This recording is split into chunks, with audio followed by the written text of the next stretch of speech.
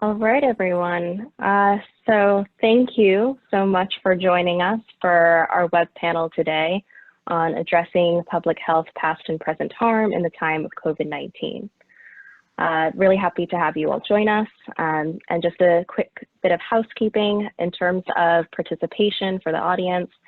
We have a Q&A option at the very bottom, so feel free to enter your questions throughout the panel, and we'll take a look at those and aim to address those towards the end. And any questions that we're unable to get to, we'll try to review and send some responses in written form afterwards.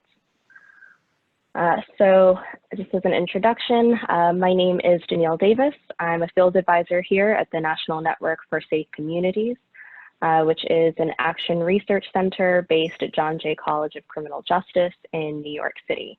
And at NNSC, we specialize in strategies to prevent, reduce, and deter violence in various forms while strengthening legitimacy and trust between law enforcement communities. And we pursue these strategies both within the US and internationally. So just for our goals for today, again, really happy to have you join us. And what we'd like to do is dive a little bit into the concept of legitimacy and harm and to get a sense of why, first of all, what legitimacy is, why it's important, and some of the obstacles to building legitimacy, most notably historical harm, especially with communities of color. We'll also want to consider some of the present day implications of that harm and some of the mistrust that it has generated and some of the impacts that we're seeing during the present pandemic. And what we'll really love to get into with our panel, which I'll introduce in just a moment, is how we can all learn from each other across these disciplines of public safety and public health to be able to better understand how we can build legitimacy. So with that, I'd like to introduce you to our exceptional panelists. We have Sasha Cotton, the director of the Office of Violence Prevention in Minneapolis, based in their health department. We have Chief Cerelyn C.J. Davis of the Durham Police Department in North Carolina, no relation. We have David Kennedy, the director of the National Network for Safe Communities. And we also have Dr. Aletha Maybank, the Group Vice President and Chief Health Equity Officer of the American Medical Association. So it's a really exceptional group, and I'm going to turn it over to them in just a bit. But I'd first like to set some grounding for what brought us here today for this particular conversation. So in a recent call that I had with the Rotary Club of Harlem in New York City, it's a historically Black neighborhood, they were in the midst of mobilizing their community response to COVID-19. And one of the first questions asked on the call was, how do we increase trust in the Black community with public health? And this question struck me for a few reasons, most notably because it rested on 4 premises that I think ground us for our conversation today and why we're here talking about this issue. The first assumption is, 1, that there wasn't a lot of trust. 2, that everyone on the phone implicitly understood and accepted the reasons why there was this low trust. The question was not why, it was simply stating a matter of fact. 3, that the people on the phone recognized that this mistrust and this low trust between the Black community and public health systems had a detrimental impact on our very community. And 4, that we really needed to do something about it, and to do something about it now. So with that, I would like to think a little bit more about the work we do at the NNSC, and can therefore turn it over to our director, David. Thanks, Danneile, and afternoon, everybody. Glad you're with us, and especially grateful to my friends and colleagues who have joined us on this panel today. The National Network, as Danneile has said, is an applied hands-on action research violence prevention operation. We are not a public health operation, except in the very real sense that violence is a public health issue. But we don't think of ourselves as doctors. Certainly we don't do medicine. We don't do that kind of public health. And at the same time, as the pandemic took hold around the country, And like everybody who cares about these issues, we were scrambling to stay in touch with what was going on the ground and try to step up to that. We started to see and hear about dynamics that felt very familiar, and sort of appallingly familiar. So Sasha Cotton, as has been said, is the head of the Violence Prevention Office in Minneapolis. And she was telling us as we were getting started that there's been an awful rash of recent shootings in Minneapolis. The most recent, just a day or two ago, at a large and clearly non-social distancing house party, which combines our key focus, which is on violence, and clearly an instance in which whatever guidelines were being offered around self-protection and protection from others in the pandemic were not being observed. And this is what we've been seeing. We've been seeing and hearing a range of ways in which harmed communities do not believe the public health information that they're being given, do not trust the people who are offering that information, don't believe that they're going to be well served, in which stories are circulating that can cause real damage. For example, that young Black men are immune to the virus, that they can't get it. And in which, if you believe the fundamental facts that the public health community would be offering, real harm is being risked. And we are also, of course, seeing what we also see in the violence setting, which is that people who are not paid to fix this kind of thing, community activists, outreach workers, are out there putting their lives and bodies on the line in order to try to bridge this gap. And as I said, this is extremely familiar. In public safety and violence prevention, one of the biggest ideas over the last 10 years or so has been, and Danneile has framed it already, this notion of legitimacy. And legitimacy is a formal idea in this world. It is the belief on the part of the public that important public institutions in our world, mostly the police and the criminal justice authorities, are trustworthy, are there to help, can be relied upon, and that one should, more or less pay attention to what they say and follow their guidance. And in lots of harmed communities, particularly more broadly communities of color in the US, there is an absolute legitimacy crisis. The public, and especially those most at risk of violent victimization, do not trust the police and do not trust the authorities. And there's a huge body of research here that shows very clearly as that legitimacy goes down, violence goes up, and as legitimacy goes up, violence goes down. And people have been increasingly attentive to this in policing and public safety.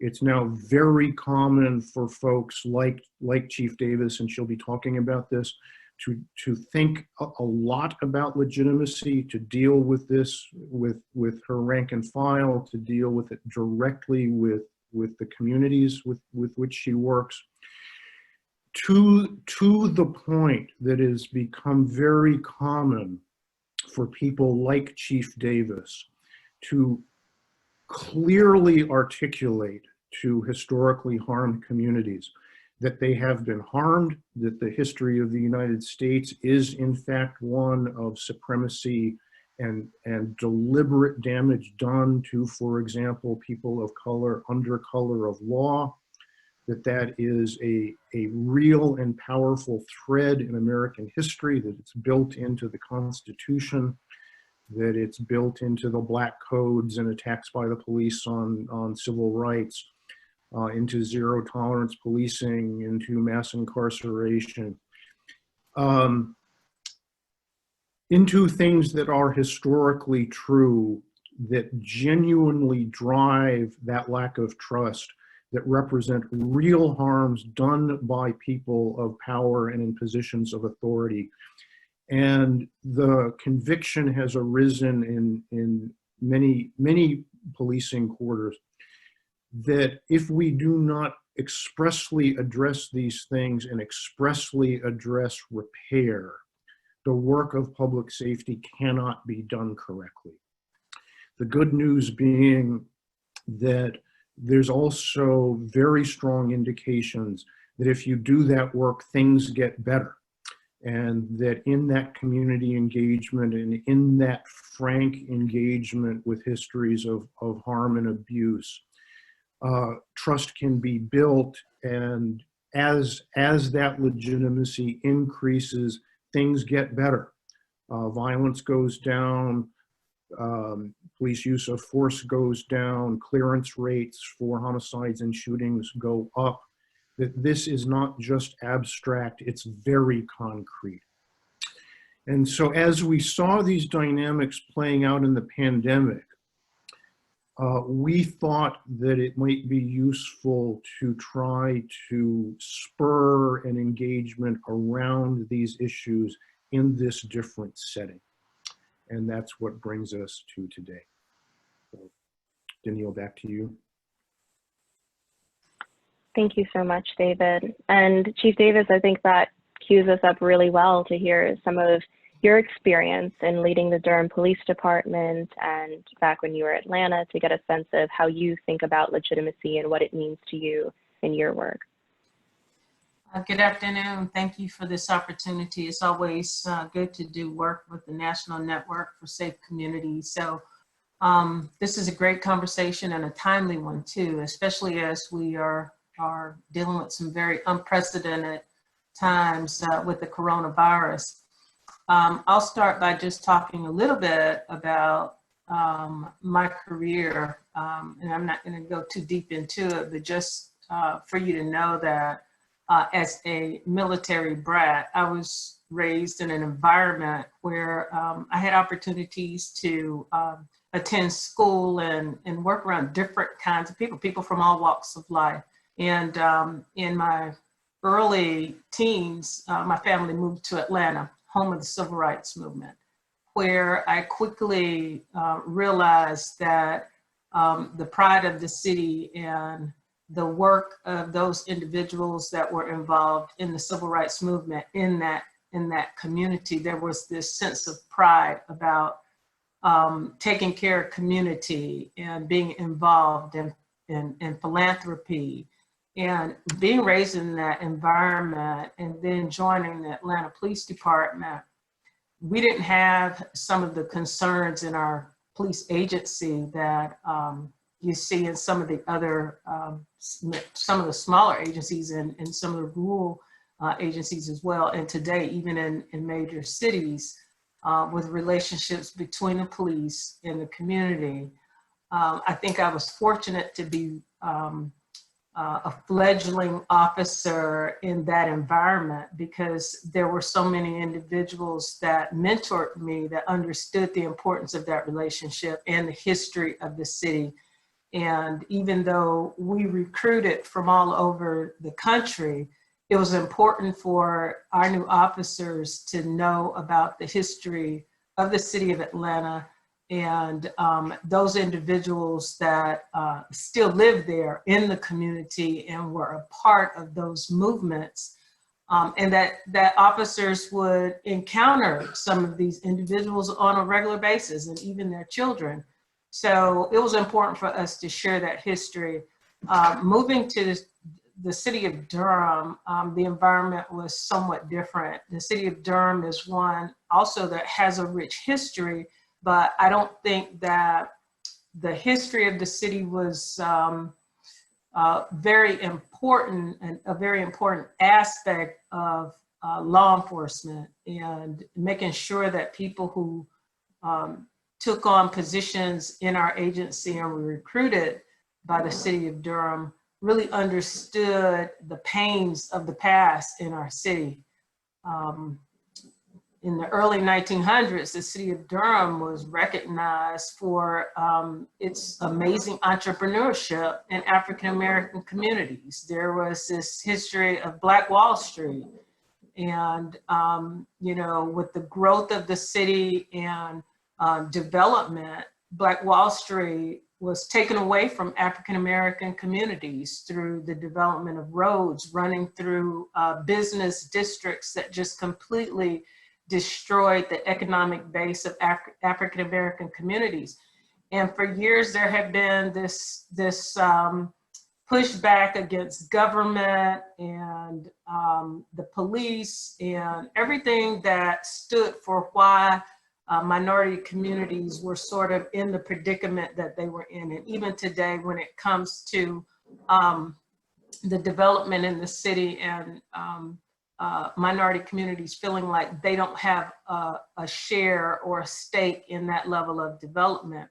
So I felt it was important for my officers to really understand the history and even some of the incidents that have occurred between the police department and community members that has left sort of a cloud over, you know, the community, over the department, and reconciliation just had not happened because individuals that moved here from some other city to be police officers, they didn't know anything about what occurred, you know, in the city of Durham or why people had an angst about the police department.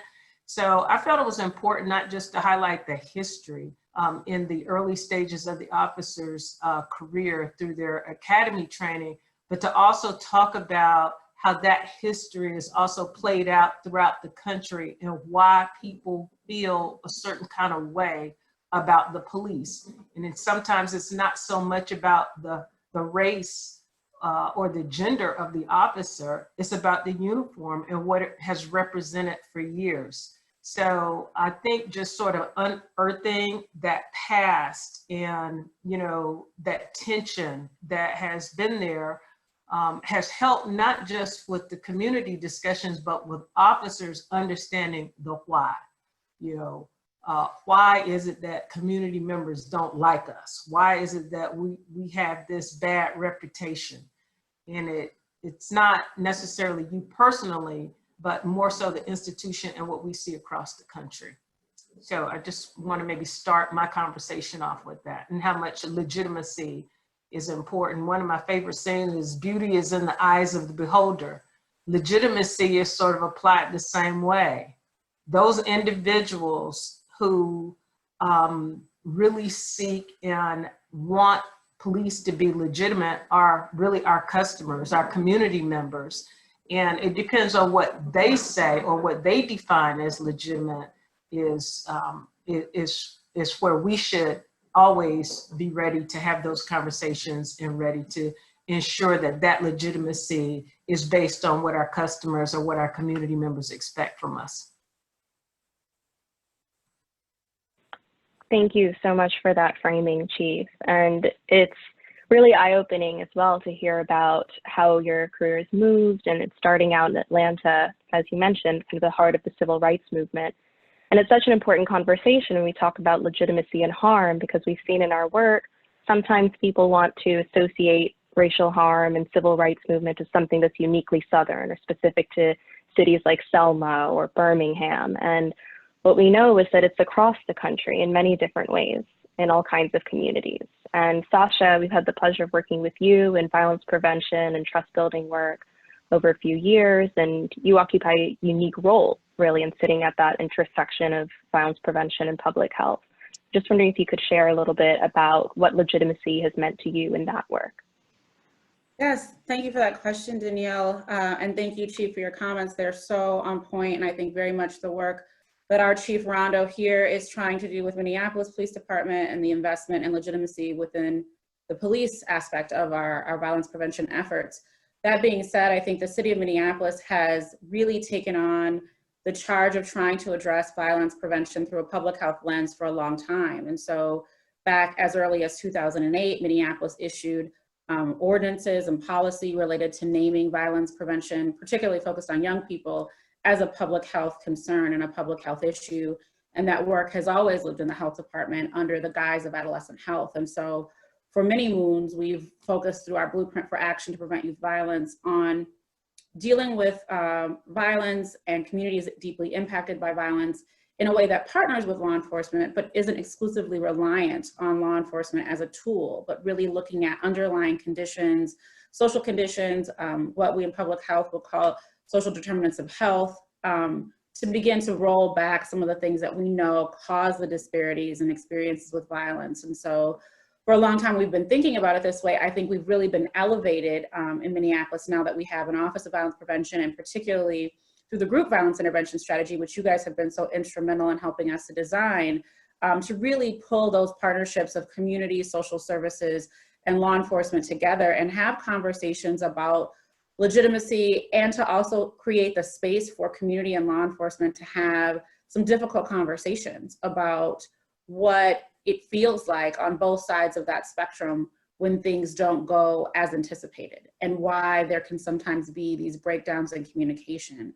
And so in a place like Minneapolis, which I think for folks who haven't been here, sometimes people have a vision of it that's very different from the lived experience. It's not, in the Twin Cities in particularly, it's not an exclusively white place. It's actually very, very diverse. And so unlike some of our southern cities or other places across the country, we not only deal with sort of the balance of the racial dynamic between a large African-American community and law enforcement, but we have a large historically American Indian community here and an urban reservation that's, you know, affiliated with HUD and is really a centralized part of the American Indian experience here in the Twin Cities.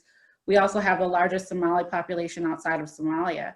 And so we really have to work hard to pay a lot of attention to what the dynamic of legitimacy looks like based on the experiences of people in the past in a very nuanced way, because we know that there have been negative experiences between some of those communities and law enforcement, but it's not the same.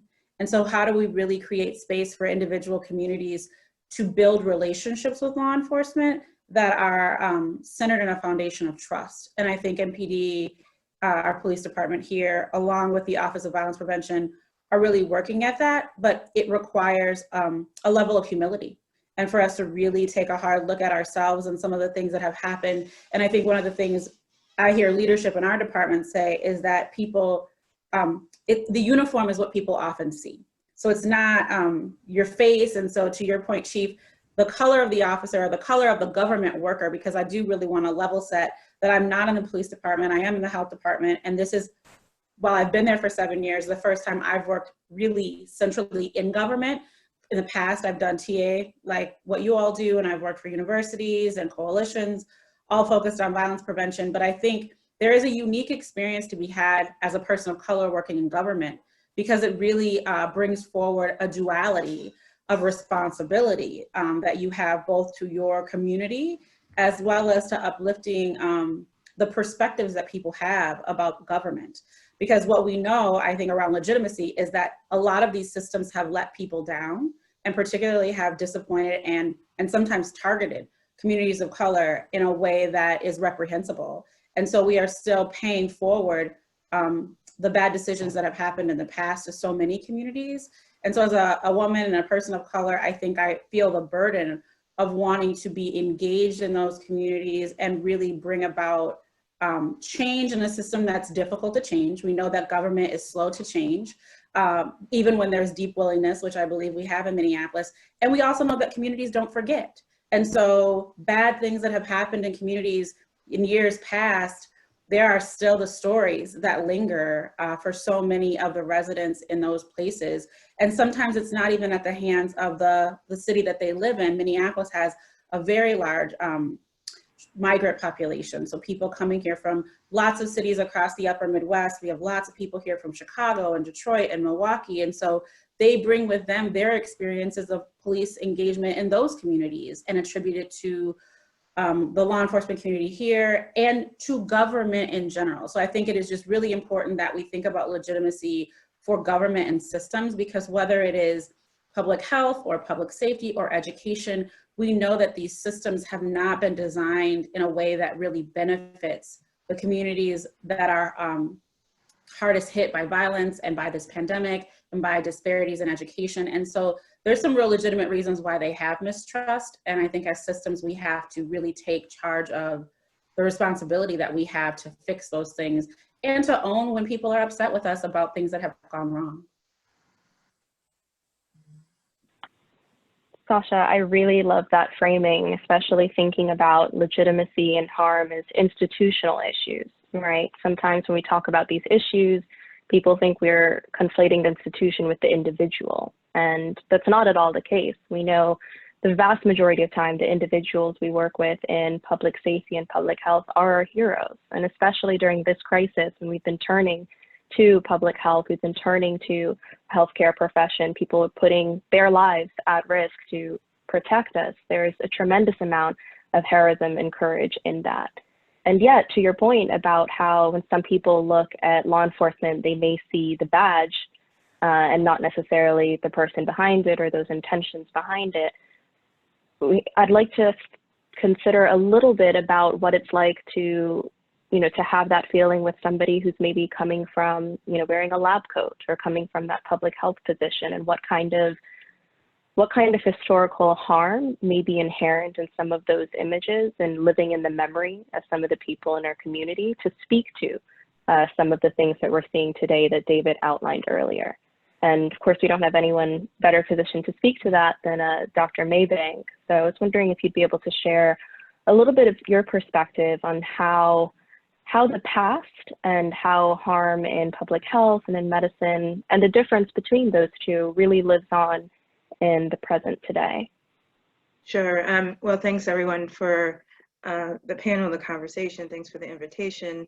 I hope to come back to something that Sasha said in terms of the duality of being a person of color, a Black woman, more specifically, in these roles, and what that means for our communities, for the work itself, for advancing it, but also even for our individual selves and the harm that potentially causes, I think is a really important conversation that doesn't get elevated that much on a broader platform.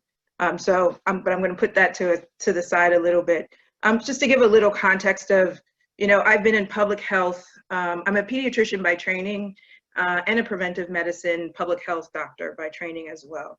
And I switched from kind of clinical medicine to kind of government public health, and I've been in government public health for most of my career. Recently, now I've switched back into the healthcare kind of arm under the American Medical Association, and I'm founding and starting the Center for Health Equity.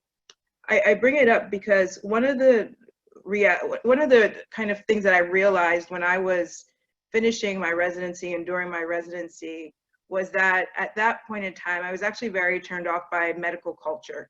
It was very ethnocentric, and I would have patients in some of the areas that have been historically disinvested in New York City, in some areas of Queens and Far Rockaway, and and they would come in with these physical symptoms, of what we would diagnose and have some level of understanding as a physician, but there was never an interest and a value for paying attention to all of these other contexts that impact this patient's health and these children's health. I was a pediatrician. So as an example, if somebody came in with obesity, you can't just simply tell them to, eat better and exercise if their environment doesn't support it, right? That's kind of, and an environment doesn't support it in many ways, related to safety, related to access to fruits and vegetables, all types of things, all that kind of things, insurance, physical fitness programs. And so there was a realization for me that there was something missing. So, and I think this is that root of this term legitimacy, which is very new for me. I had never really heard it. It's not a term that we particularly say in public health.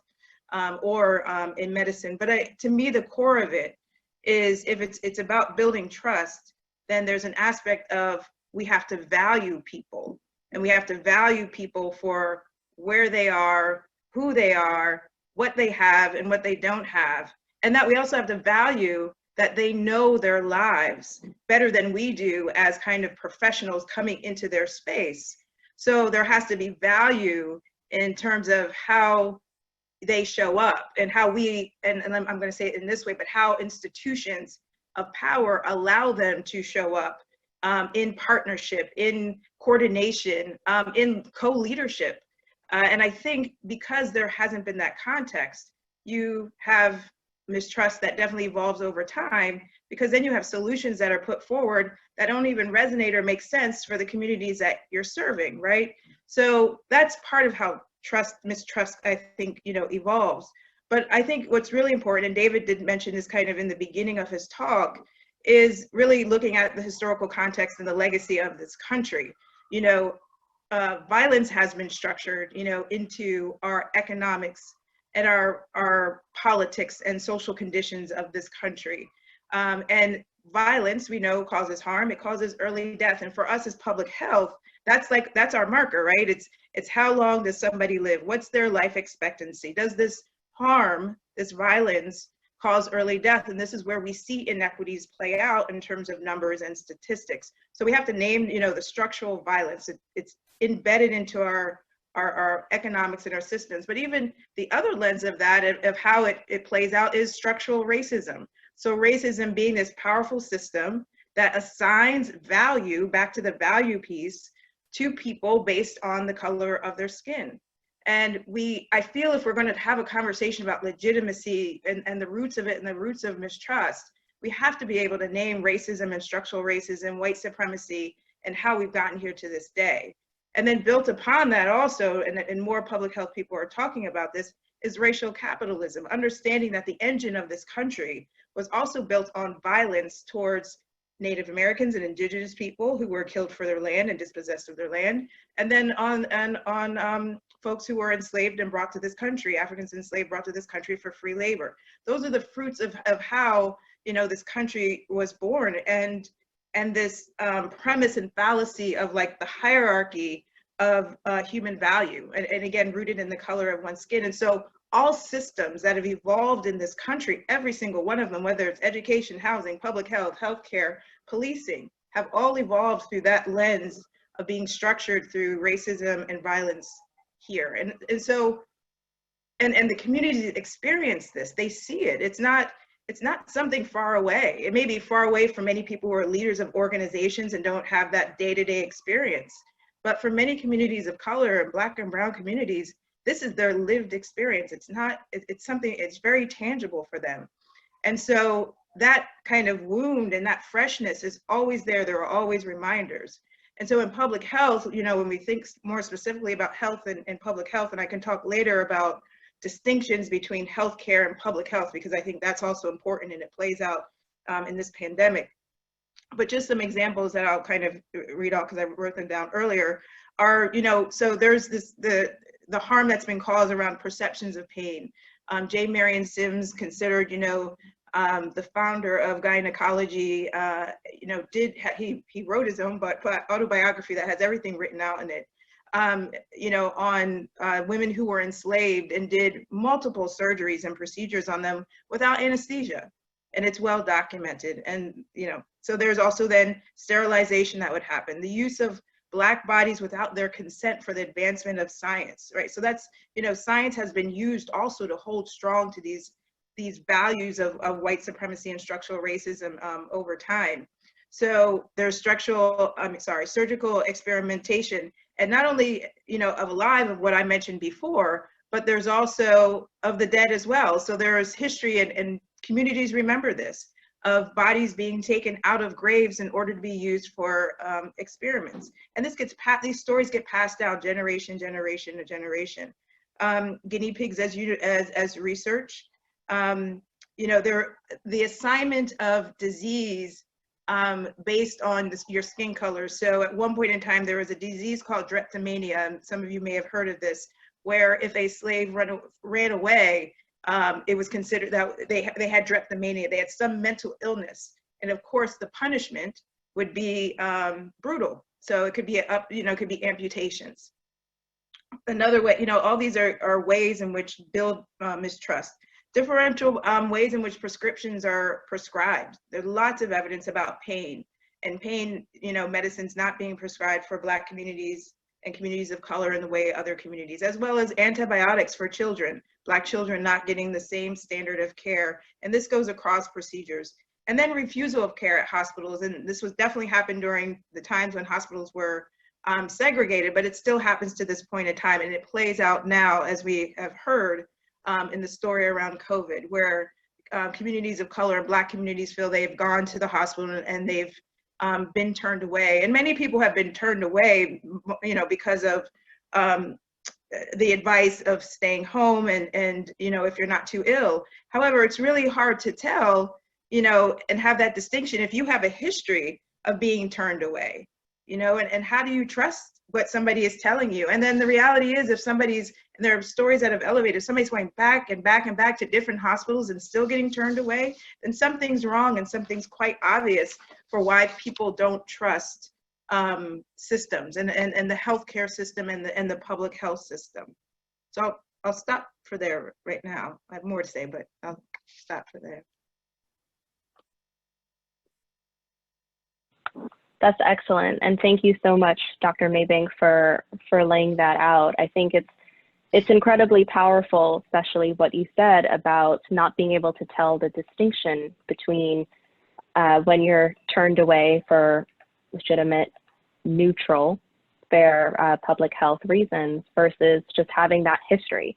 It actually makes me think of a book from a while back by John Jackson about racial paranoia, and how that's kind of the new frontier of racism that we're dealing with today, where it's not quite discussed out in the open, it's not necessarily codified in laws like the Black codes, but it's there, and it's hard to tell whether you're being turned away for legitimate reasons or not. And when you have that history living within you of, the experiments that you mentioned of bodies being robbed from grave sites, it is really difficult to be able to move forward. So I really appreciate you outlining that. And I think it sets us up well to get a sense of what we're facing today.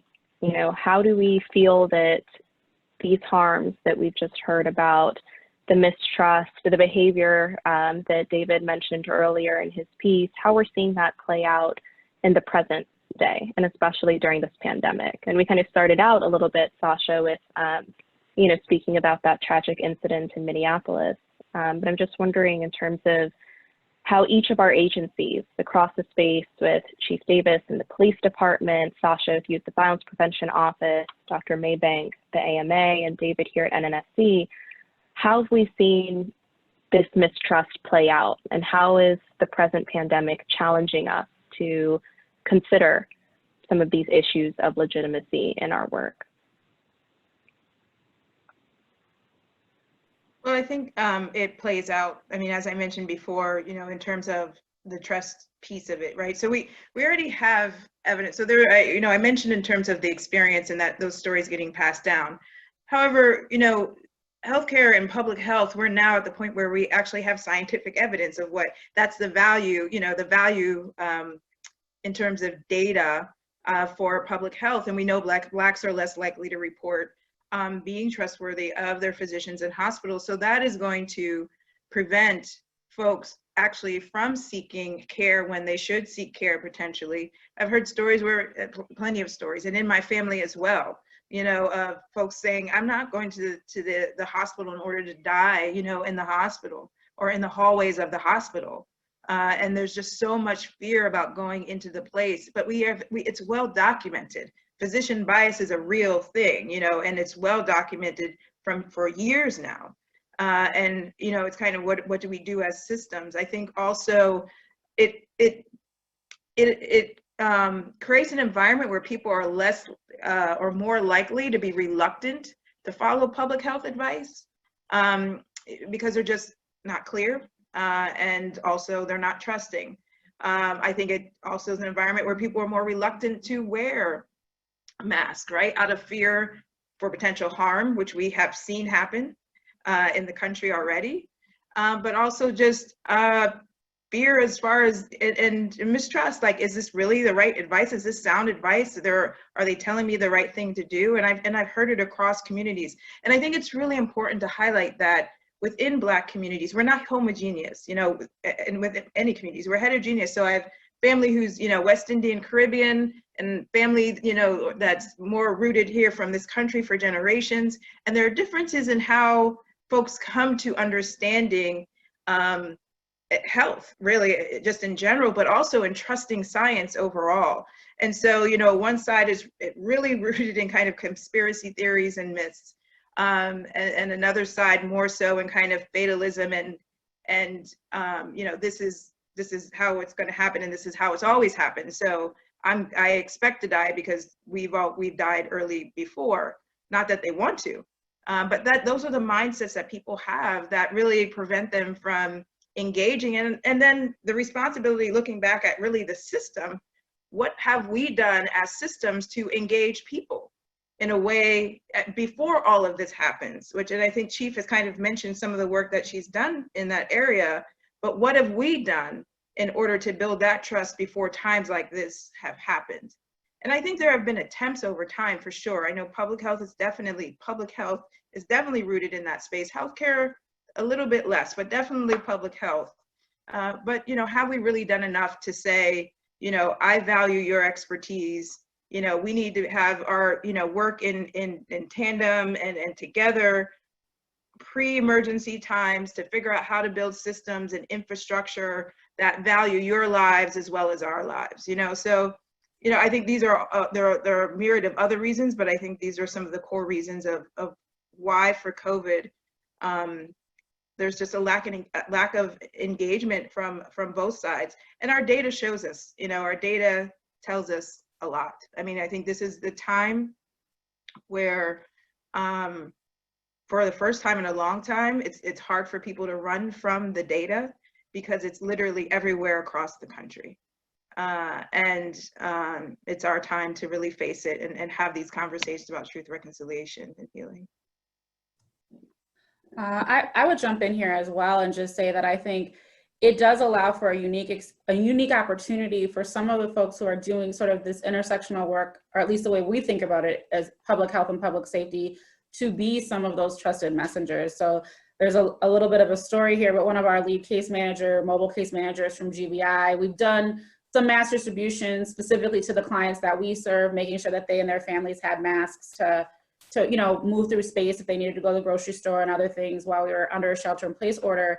And when he went to go visit a client, the guy had rejected the mask initially and said, like, it's a hoax, it's a conspiracy, Black people can't get it, which was a very popular thinking process in the early parts of COVID, that somehow people with melanin were exempt, and that it felt like it was particularly rampant here. And I think in part was because we had low level of cases in the very early phases here in Minneapolis, and people kind of felt like it was gonna maybe blow over, even though we're so close to Milwaukee and Chicago, where we saw these really desperate numbers.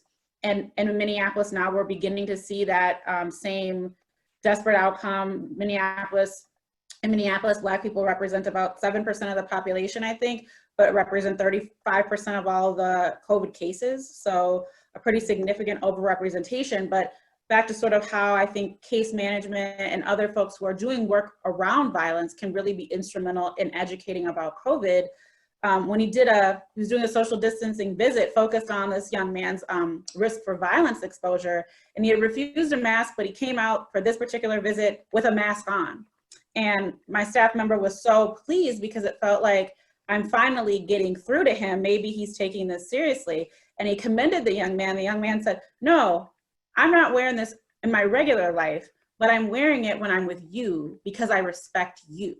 And I know that it's something you're doing. And so I think when we think about legitimacy and credibility, you know, that opened a door for a conversation. And I think he's maybe making some headway about, you got to wear the mask, not only for me, but for other people you care about, because that's really what mask wearing is about. And so the fact that we've been able to provide in the public health department some baseline information about exposure and spread to those working on public safety, I think has really helped a community that's deeply impacted by both violence and COVID get some sprinklings of information that might not have been opportune without those relationships being built.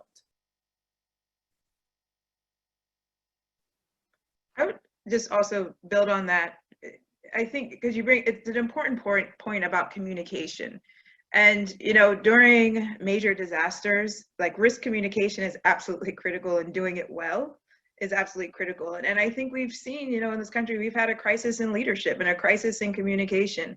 So we can't, for this particular pandemic response, we cannot turn away from the political aspects of what determines health for people and what determines response. And I don't even think it's and this is like historically, it's not just even for this pandemic.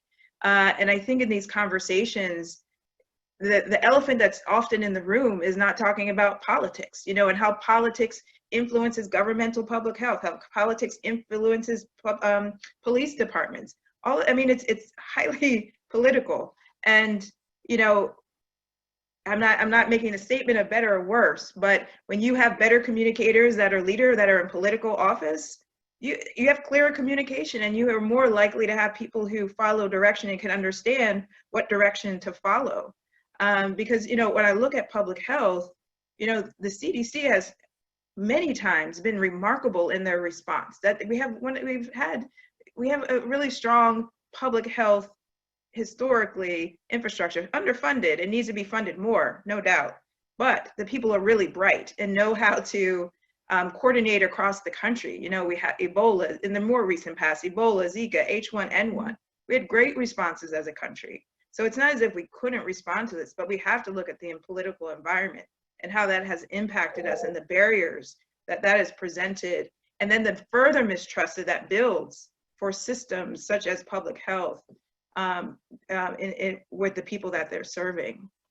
Well, and speaking of political and underfunded, I think that's also a part of this conversation, is as cities and jurisdictions around the country begin to take the hit on finances that they've put out for COVID-related responses, how does that trickle down to things like violence prevention and procedural justice and the budgets that get affected for this work that we know is so essential to building those community bridges? Are they the first things that ultimately get cut when cities have to make difficult choices about how they spend their resources when they don't have a lot? And I think these are really, oh, sorry, go ahead, Chi. I was just going to add about the communication piece. I think that has been just a very, very critical aspect of the whole pandemic. There was so many unknowns to the community about, you know, local orders, state orders, and what did that mean for the community, and how was that going to apply, and would apply in a you know, an equitable way. We had people that were concerned about, oh, now we have to wear masks. Oh my God, now the police are probably going to be pulling people over because I have to wear a mask. These are things that, you know, other community members don't have to wake up in the morning and worry about wearing that mask. So some of what we've seen is just some of that, I guess, that paranoia that we've been talking about, and that the pandemic means something totally different for minority communities than it does to other communities. I've had so many questions about, am I going to be able to drive? Are officers going to pull me over and ask me for my immigration papers because, you know, I have to go to work and I can't stay at home, and just, you know, a myriad of different types of questions. So I think being on the front end of the communication, telling my officers what we will do and conveying that to the community so that they understand and that they're not in fear of what could potentially happen. And I think I've over communicated. I've communicated through tweets and communicated through all kinds of messaging, through the media, just so that it would quell some of the fear that people have about what the whole pandemic environment might mean for them as a minority community member. Just wanted to add that in there. And there needs to be the recognition that that fear, that stress, all of that creates further harm. Yes, it does. Right? And doesn't always get accounted for, but definitely leads to shorter lifespans. You know, there's a whole physiological process that goes, you know, and so we have to honor and recognize that as well, the harm in that piece. Absolutely. And to that point, Dr. Maybank, how people respond to that stress, because we know we're seeing increases in certain areas around violence, around drug use, around mental health concerns, because people are under an enormous amount of unusual stress and don't necessarily have outlets in which to process and deal with it that are very healthy. So in underserved communities, we know that's just being exacerbated by COVID. Yeah. Thank you for sharing that. And I completely agree. Everything that you're saying is resonating so well. And, you know, especially going back to something that you said earlier, Dr. Maybank, about just pointing out how Black communities are not a monolith, right? We are, as you said, heterogeneous. And I think that it brings us to the consideration that a lot of these harms are not isolated. They overlap and intersect in many different ways, right? So we've even seen here through our work at the National Network, I can let David speak to this a little bit more. We had a conversation about intimate partner violence and the fact that that has been skyrocketing during the pandemic. And we also know that the response to intimate partner violence, whether it's at the scene in terms of engaging with victims, or whether it's, you know, when they get to the hospital, throughout the process of responding to this type of violence, we do see disparities, again, reflected along racial lines. And I'm just wondering if, David, just considering the breadth of the work that we do here at the NNSC, just what your observations are from what we've seen through some of our group violence intervention work, what we're seeing to some of our IPV work or international interventions. How is this discussion kind of making you think about those issues? So let me try to highlight a couple of things. So one is, and to take advantage of something the chief said a minute ago, she said, and I'm going to, knowing you, Chief, as I do, you said, I think in passing, something like it awakens that paranoia. And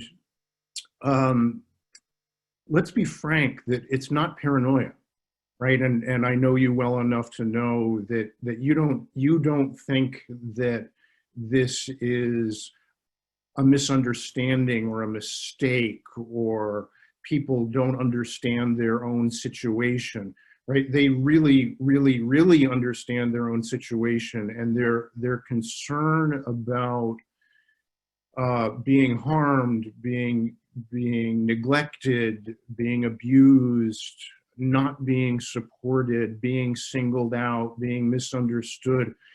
There's nothing paranoid about that, right? That's real.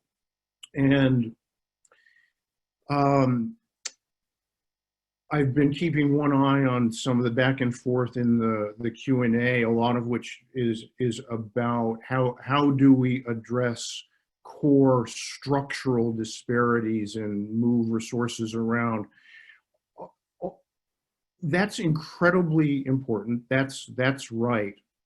But what I think, Danneile, to make my way back to your question, I think what we've seen in our work, and it's clear in the research in this area, is that the issues that we're talking about make bad and difficult situations even worse than they have to be. So given all the history, given all the disparities, given all the things we're doing wrong, given all the things we're not doing right, the issues that we're convened around here make all of that even more damaging. We have a friend who trains police officers in the Bay Area. He's a Black pastor, and says to recruits for the Oakland Police Department, when you're in my community, we don't see you. History has stolen your identity. And where there is the possibility for cooperation, where there's the possibility, we were just talking about communication, where people are legitimately working really hard to get important information out to people who need it. And the sources of that information are not believed because of what they represent and what their institutions have done historically. Things that are already bad are even worse. And we also know, and this is the good news, that remarkably small investments into speaking that truth, acknowledging those realities, saying out loud what happened is real and it was awful, and as a representative of my institution, I understand that and I'm committed to do better. Working to build the bridge that will allow good information to get out and be heard can even in the midst of all this structural inequality and historical damage, can make things quite a bit better quite quickly. You know, and in a moment in which, for example, if people don't believe legitimate, correct public health information, they will be harmed. And if they do believe it, they will be better off. Then attention to trust and relationship can be critical. And what we've seen in the violence area is that explicit acknowledgement of what has been done badly, what has gone wrong, of the abuses of power, of the abuses of history, can go a long way toward resetting those relationships quickly enough to make important, tangible improvements in outcomes. And Danneile, I think that's why we're here today, because we've seen that and we believe it. You know, and I know, because I've been part of it, what training police officers in these dimensions look like and how much of a difference it can make on a good day. I wonder what difference it can make to treat doctors and nurses in these issues and have them incorporate those truths into their practice. I don't know what the answer to that is, but I think it might be important.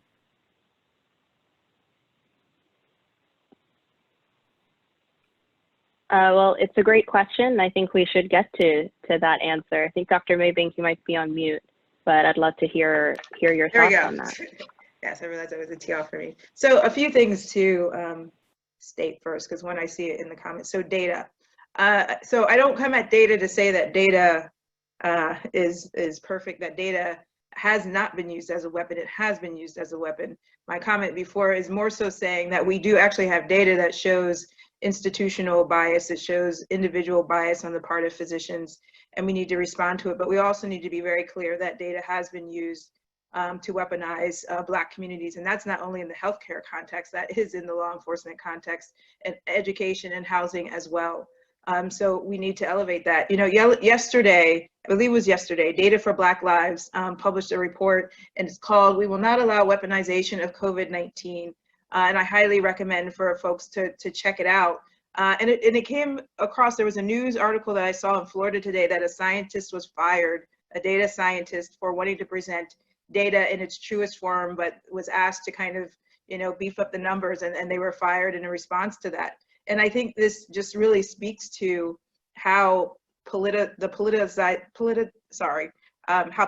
I'll go that way, how politics can actually influence how data is presented, how data is analyzed, how data is captured, and then also who's capturing data, right? We know that for the most part, it lacks tremendous diversity in terms of research scientists across this country. So whomever is asking the question is often asking from their own context and their own lens and their own understanding of the world. So data is not the end all and be all, but it is an important part of how we do understand definitely in public health. And so I just, again, recommend that folks check it out because they do give some tools and suggestions on how to ensure that data is not being used as a weapon. The second part that I'll mention is around accountability. And I think accountability as it relates to language and coding as it relates to language as well. I'm very, and so legitimacy kind of feels a little bit like that. And it allows people not to use words sometimes as racism, as structural violence, as white supremacy, and kind of naming the root causes of why these things exist, as well as just individual context of bias and racism that also exists at the institutional level and the interpersonal level.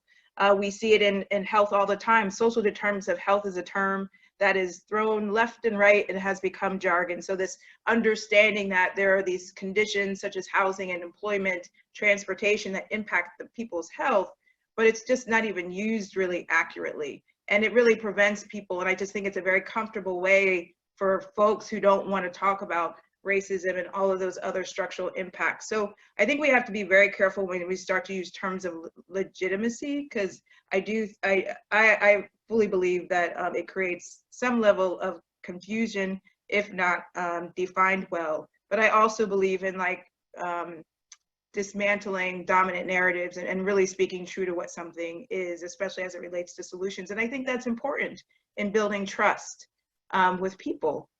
Because you can't take a word like legitimacy and go out into the community. I can't take a word like social determinants of health and go out in the community and expect action from that.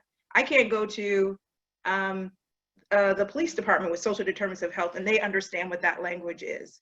So I feel that one of the kind of the roles and the opportunities that we have is just to strengthen how we use language so that it's aligned with more direct and truthful narratives about what we're really talking about. And then the third part, so I'm at the American Medical Association. It has been around since 1847. It's a very influential organization, represents 210,000 physicians across the country, the largest physician organization in the country. Very influential in DC and in healthcare overall for a long period of time. So what our history is that we're known to have, and it's on our policies and written in our books, that we excluded Black physicians from the organization until the 1960s, until the civil rights legislation was passed, and it was illegal. We did issue an apology in 2008 for the harms that we created, and it was issued to the National Medical Association that was started because we excluded Black physicians. And I think it speaks to, and that's kind of where I've been doing the work. And so the Center for Health Equity of what I oversee now, which is a new entity within the AMA, is kind of building on that arc of, figuring out that process of what is advancing justice and what's advancing equity, as well as getting to the point of truth, reconciliation, and healing. And so the work that I've been able to kind of be a part of is what is happening at the institutional level? What can we do at the institutional level that advances, if you want to use the term legitimacy, trust, valuing people, equity, what do we need to do? What do we need to do internally with our own staff? So training is one thing, but it's only one aspect of what really advances equity. We have to look at our own kind of systems, structures, mental models of how we as staff come to the work as the AMA, or else we can't really do external equity work. I don't feel you can do work in advanced equity if your own teams don't even understand what the words mean, how it applies to their day-to-day way of doing their work and their decision making. And folks need space to have these conversations about race, power, privilege, because it's uncomfortable to do so. So we have to create space within our organizations. We need to kind of organize around the organizations to make sure we're inclusive of everybody to do this kind of transformational work. And then folks are going to need tools to help them also, operationalize. And then they also need a container space, because when you go through these processes internally of organizational change around advancing equity and justice, they can be harmful as well. And so, and I've learned that firsthand, in my past work. So we have to be very intentional around providing support, understanding what trauma-informed supports mean, or just emotional support as people go through it, and ways and barriers to prevent harm as we move forward.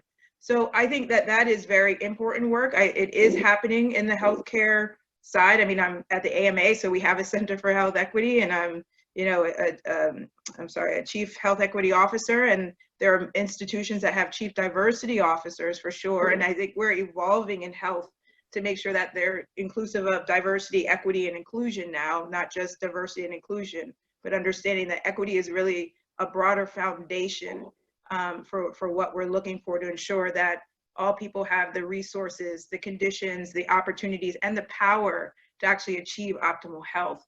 And equity gets to that more so than just diversity and inclusion, important, but not enough to get to achieving optimal health.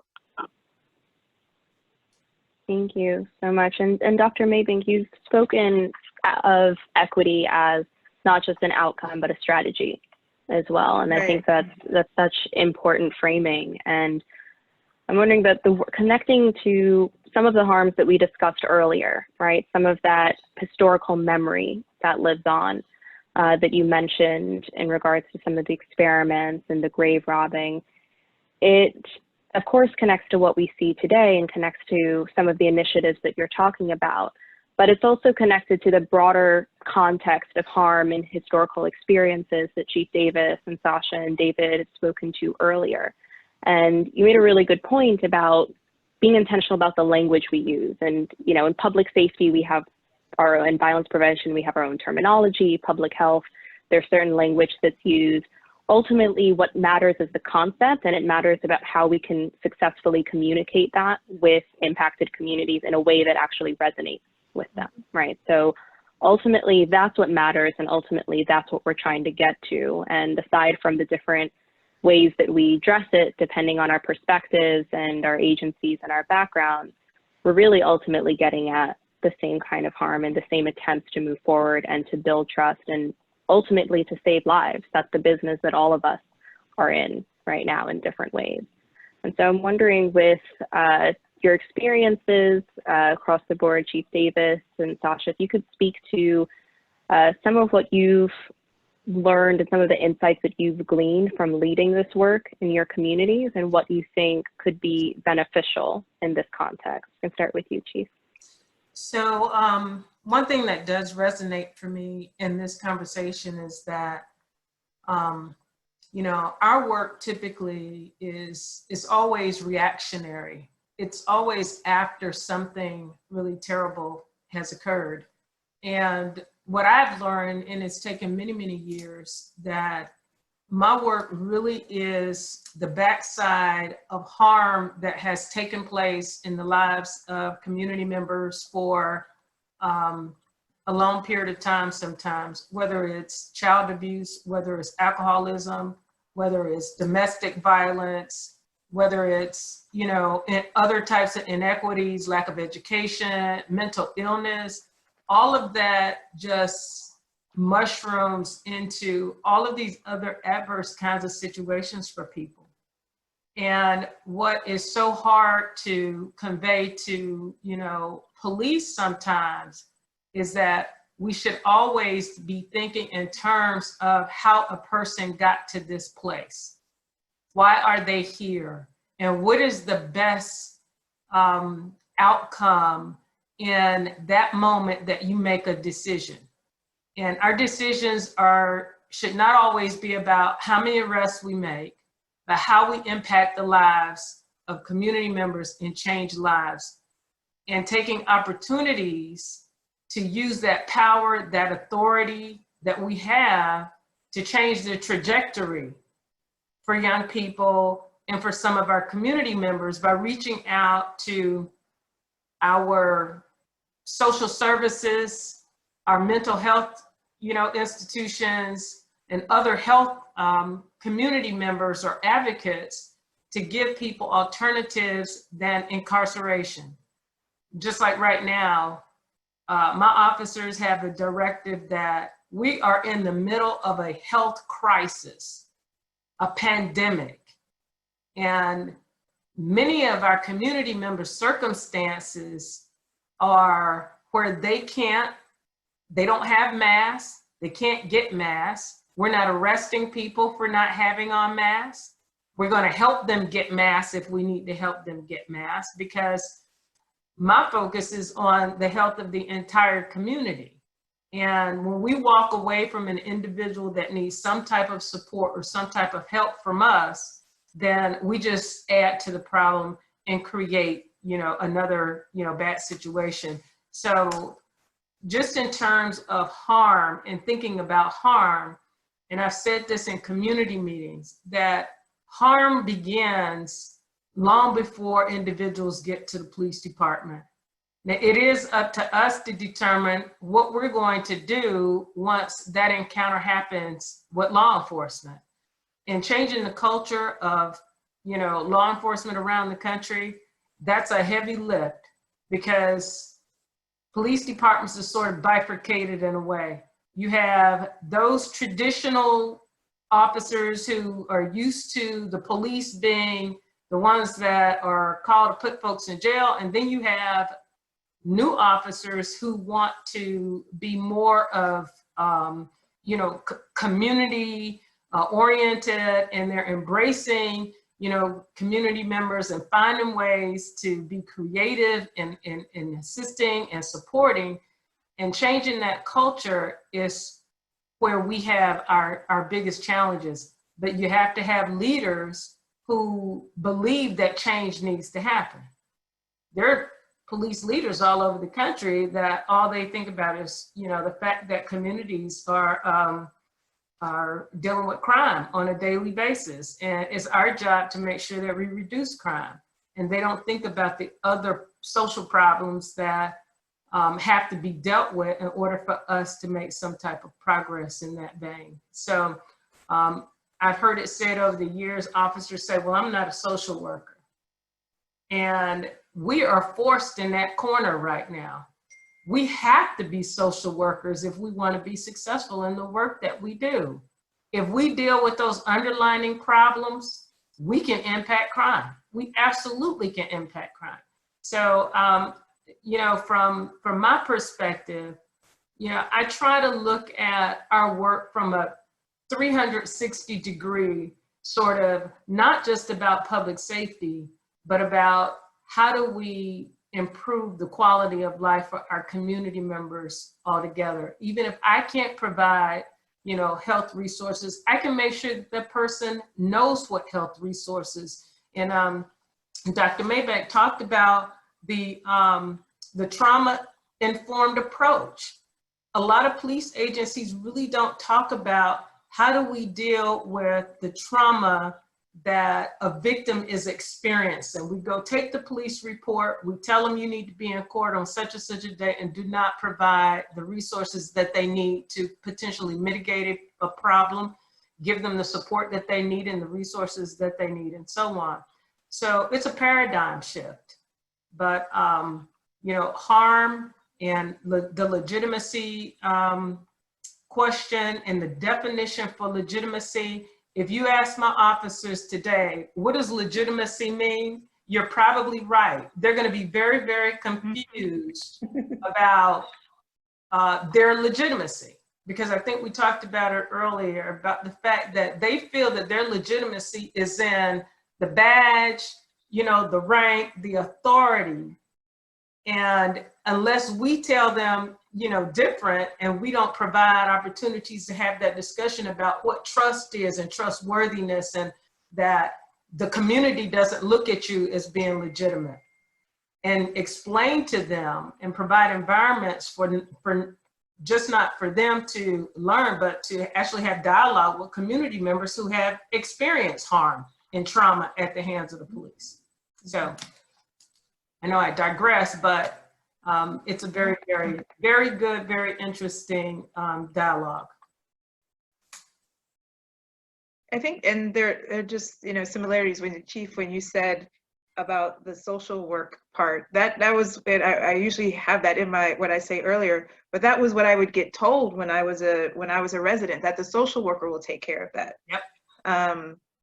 you know, and it just didn't seem right. You know, it didn't make sense. You know, I'm going to give this patient some advice and they're going to go back and they can't do it because we're not addressing their social needs. So I think there's definitely a recognition on the part of healthcare. Public health had already been there, but definitely the healthcare system that's more individualized and more so led by physicians and payers and all of those hospitals, all those aspects of the healthcare system.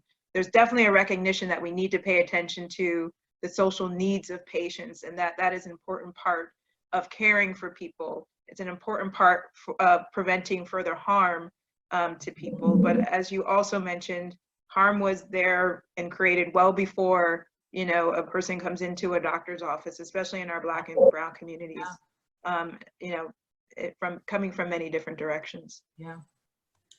Yeah, and I would just add, you know, thinking about institutions and really this cross-sectionality between public health and public safety systems, I mean, and reconciliation and the notion of apology. You know, growing up, my mom and my grandma always told me the best apology is change behavior. And so I think, you know, looking at just even the panel and having, you know, leadership that looks different, sometimes I want to be careful in the way that I shape this statement, but you know, sometimes people of color are put in positions of authority and are still not really emboldened or given the opportunity to make the systemic changes that are needed within an organization. So I think as we begin to think about things like legitimacy and equity inside of organizations, it's so important that we recognize the need for that behavior change of institutions in a very authentic and genuine way, and make the space for new leaders that look different from traditional leadership, to have the ability to shift the work in a way that they believe will have the impact needed to meet the needs of the communities that are most affected.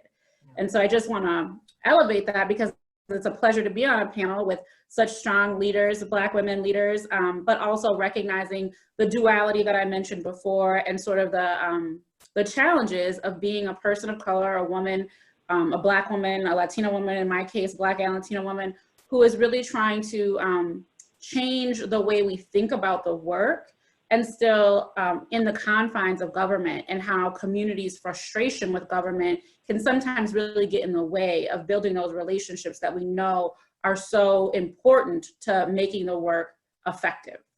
Yeah.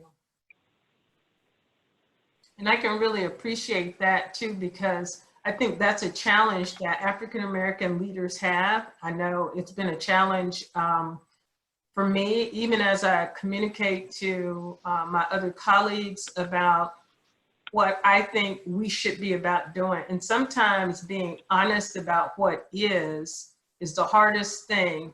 But what I often say to community members is that I don't wake up in the morning with this uniform on.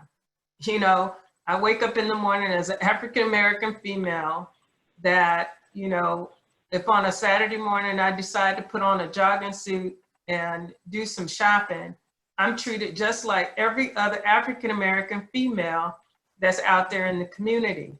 I do not lose sight of that. And I want people to understand, I want officers to understand that these uniforms are not who you are, it's what you do. And when we start losing our identities and they get caught up in the power and the authority and the ego of that uniform, that's when everything goes awry. And what I try to do is tell them, when you get in that car, you remember who you are as a person, and that that individual that you are encountering could be your mother, your father, your child, and you treat them as if your child was out there by themselves and had to deal with that situation. So I think the human side of who we are has to come into play in our work more. And people who are in these positions and positions of power and authority and have, you know, the wherewithal and the courage to move it in another direction, we're only here for a short period of time. The next chief of police in the city of Durham may be someone that doesn't even have that same ideology. So it's been said before that there is great responsibility in the work that we do. every day. I am also honored to be on this panel with so many people who are in positions to help move that needle. So I just challenge my colleagues to be more honest and have those conversations about that paranoia that David had mentioned earlier that we've been talking about is not paranoia. I've personally experienced it. Mm-hmm. And I'm not talking about when I was a teenager. I'm talking about in recent years and recent months. It's not a paranoia. And sometimes we get to a point where we monitor to see how we're being treated. We're consciously monitoring to see if when I walk in a store, I'm going to get the same level of respect that some other customer is getting. And in my mind, I'm thinking, I've been standing here for 10 minutes or 15 minutes and they haven't said anything to me. And then there's another customer that's getting all of this attention. And do you call that paranoia? Do you call that, a figment of my imagination? Well, it's happened too many times for it to be a figment of my imagination. So I just wanted to share that. Thank you. Thank you all so much. And I think that, I am loath to cut any piece of the discussion short because I could talk with you women and David all day. But I do want to give our audience a chance to ask some questions. And I know that Dr. Maybank, you addressed one of the earlier questions about data. We have quite a few here. So one question from Fanny Dutois, great panel, everyone, thank you.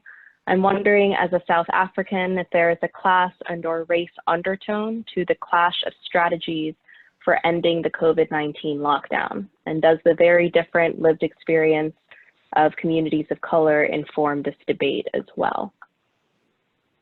Yes, I think yes is a fair beginning to an answer. I mean, I've been having conversations locally about this for a while, and I'm sure people know, as there have been across the country, there have been protests in front of governors' mansions across the country to open the economy back up. And I also know that, here locally, there's been an increase in, sort of citizen aggravation with law enforcement, particularly in Black and Brown communities, and the conflict in those communities feels a little bit more tense maybe right now.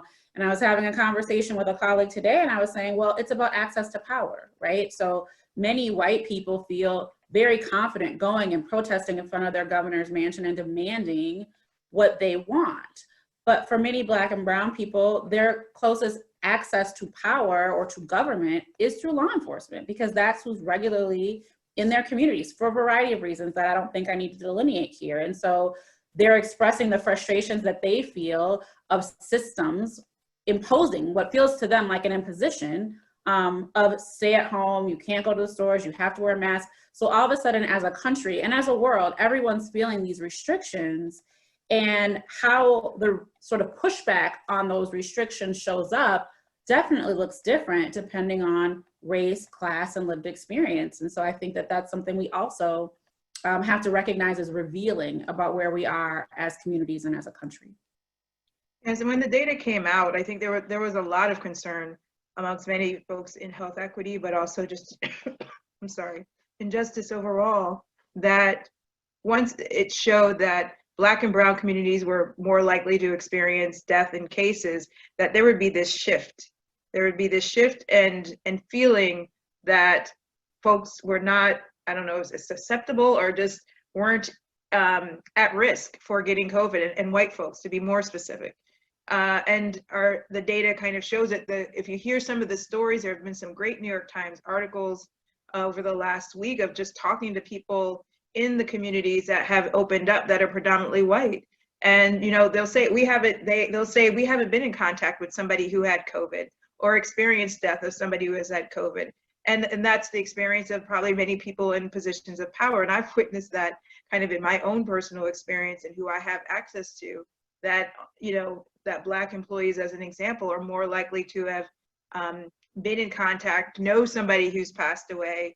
It's my experience as compared to the white employees that they're working with. So there is going to be that tension naturally. And I also think that is absolutely part of what dictates what happens politically, and then how that drives what's happening on the public health space as well as public safety space. And then the other piece to that is, because as communities of color, and I think when we look at the 3 women on this particular call, our color also creates a sense of urgency. Our closeness and our proximity creates a sense of urgency for why we've done this work even before COVID, but why we also do it now, and why we feel and know we have to advocate and voice tremendously, and probably louder than we've ever had to do before, because of the urgency that we feel, because we are not disconnected from who is experiencing the greatest burden of disease. I look at, for health, kind of the parallel to what Chief mentioned earlier. You know, in public health, a lot of attention over the last couple of years has been towards maternal mortality, and the death of Black women as it relates to complications around childbirth, as well as becoming sick. And this is where it shows that it's not just about class, that there is, you know, always this under foundational piece of racism and its role, and that race is not the risk factor, but racism is. And for Black women, even if you are well educated, you are still more likely to die than a poorly educated white woman as a result of delivery and pregnancy and complications around that. And being a woman, you know, of reproductive age, you know, still of reproductive age for the most part, that's me, right? So I'm looking at headlines, you know, the data, that's not distance, that's me. So as leaders in this space, I think, you know, that's that duality as well. I don't even know if it's duality. I feel like that's there are multiple kind of faces that we have to kind of put up, and voices we have to put up in order to do this work. And then the last piece, I'll speak to that in terms of just the urgency, having to use our voice, the reality that we're connected to it, and kind of the trauma that we experience, because that's us that we're talking about, it's our families that we're talking about, is that it's exhausting. You know, it can be exhausting, and it's not often that we can really admit that. But to somebody mentioned earlier, how, Chief, I think it was you, how we have to bring ourselves more fully into the spaces, and that's just being honest. You know, it's not easy to have to do these in these structures over and over and over again. We do it because we are committed to it. It's us, it's our family, but it's exhausting after a while. That's well said. And I know we're coming up on time, but I think we have time for just one short question. From Rich, we have, to what extent would a change in national administration address the distrust, or would it persist until minorities' real-life experience with institutions at local levels dramatically improve?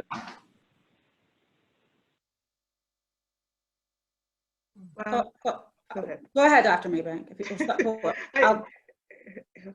I mean, I'm just going to say we need to vote and we need to take the census. Like, those are my 2 things. Like, the democracy still matters. Now we're clear people are trying to strip the democracy away currently, and always have, and tenets of it. But we need to vote and we need to take the census. I mean, I think politics absolutely determines health in this country, in most countries.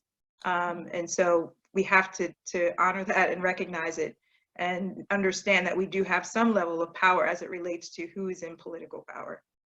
And to that point, working in local government, I would just say that it's not an either or. I think it really is a both and. That even in a crisis like COVID, we're really seeing how the ability at the national level to organize and you know, dole out resources, both in real time resources like PPE and other things, as well as financial resources, is deeply impacted by the federal government. But also in regular life, particularly when we think about public safety, so much of that is dictated by your local government and is a responsibility of local government. So I would just say vote, and also hold your local electeds accountable. Show up at those city council meetings, write to your legislators, email your council member, email your mayor, your governor. I mean, just not letting people off the hook. So often in Black and brown communities, we feel disenfranchised and often don't feel mobilized to really get out there. Once we might vote, but once we voted someone in, we don't feel as though we can always hold them accountable. And I think, you know, other communities are totally taking advantage of knowing that and having their voice be the only voice. And so I don't think we want to continue to do that. that is such a great point, especially for us to close on, right? That these problems, these institutional, structural, long-term issues that we've been talking about are not insurmountable. We can take meaningful steps in our own local communities to address this harm, to mistrust and to advance equity in our different spaces. And Chief Davis and Sasha, I can only thank you from the bottom of my heart for the work that you do in your respective communities, and for Dr. Maybank and David for just the work that is being led across this country to address these issues in our respective spaces. So while I wish this could continue, I know that we only have until 4:30 Eastern. So I just want to thank you all again so much for speaking, and just want to thank our attendees for joining. This was a powerful conversation, and one that will and should continue. And we'll follow up to some of the questions that we didn't get a chance to address in written form, and we'll send out the recording.